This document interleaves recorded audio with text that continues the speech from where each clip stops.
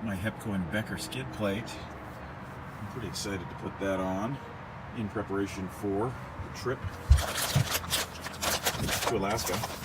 I want to see what this is. So we've got a whole bunch of instructions, some mounting brackets, some more brackets, more brackets, and some bolts, and maybe more brackets. Pretty cool. It looks really nice, real simple design, and the welds look nice. It looks like it's going to take the place of all of this, which is good, because this is just not going to protect that. One of those on each side, and then pop this off. She's done. Okay, let's see if I can capture this. This was kind of in the way for getting to this bolt, which of course then stripped on me, which was a pain in the butt. But this first bracket, if you can see it, connects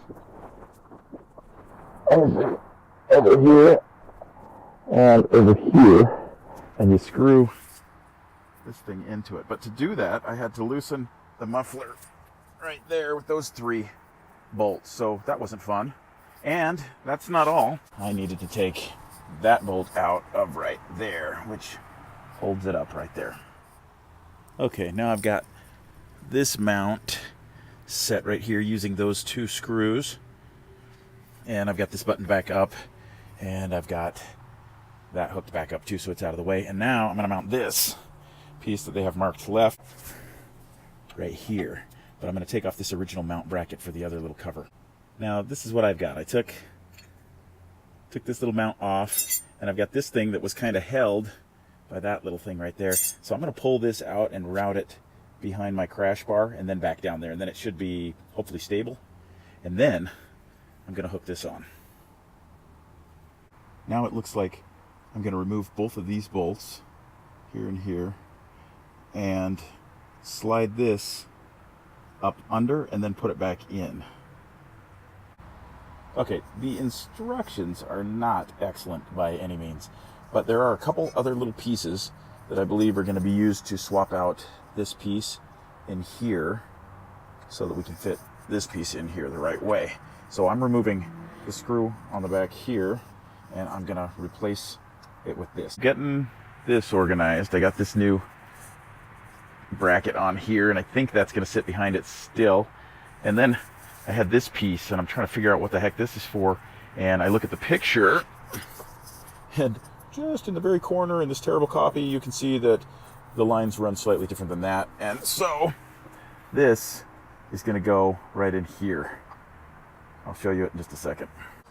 Okay, it doesn't fit great, meaning this doesn't fit exactly the way it should. This does. And this thing doesn't fit exactly the way it should. In fact, the paint is so thick you have to kind of work your way, get your screw through this before you put that one on there. But there it is, nonetheless. Now, you'll see this little edge right here, and I was kind of wondering what do we do with that? How are we going to fit this together?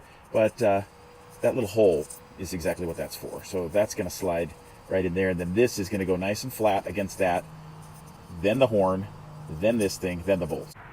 Okay, here's another interesting discovery that I don't think is mentioned in these instructions. Maybe it is. Yeah, I mean, it kind of is, but it's in an awkward way. You can see that there's a short one and there's a long one.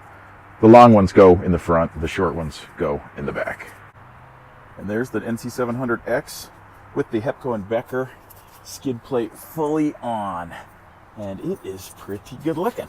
And it looks like it's going to give me the access I need. You can see the coolant level, which I need to add some to. You can get to the oil plug. You are going to have to pop it off to do an oil change, but it's just 4 Allen bolts, and that's not too bad. It's only 2 more than the other crappy cover had.